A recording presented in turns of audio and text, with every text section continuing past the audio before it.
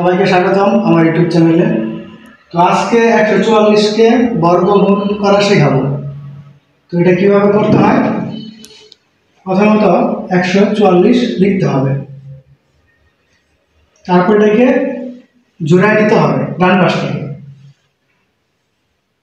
এখন বাম পাশে তো জোড়া নাই, তাহলে একের সাথে কি করতে হবে, একটা শূন্য দিয়ে জোড়া বানাতে হবে। তো আমরা কাজের সুবিধার থেকে টান দিতে পারি।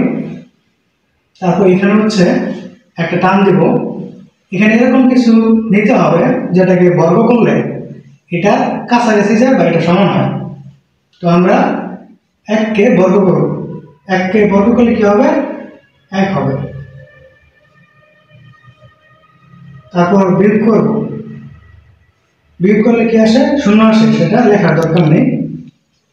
1কে দ্বিগুণ করতে হবে আমাদের, পরের প্রক্রিয়াটা আর কি।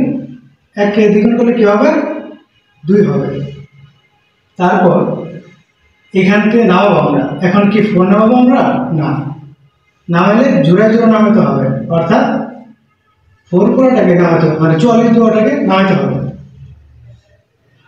তারপর 2 এর সাথে এরকম কিছু আমাদের একটা অ্যাড করতে হবে, যেটা সাথে ওইটাই আবার গুণ করলে 44 হয়। যেমন 2 যদি আমরা অ্যাড করি, আবার যদি 2 গুণ করি, তাহলে দেখা যাবে কি 44 হয়।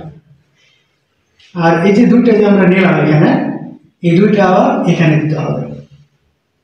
আর এই যে ফলটা যে আসলো, এটা হচ্ছে এখানে দিব।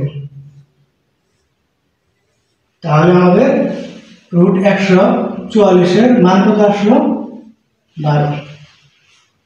আশা করি সবার বোঝা গেছে।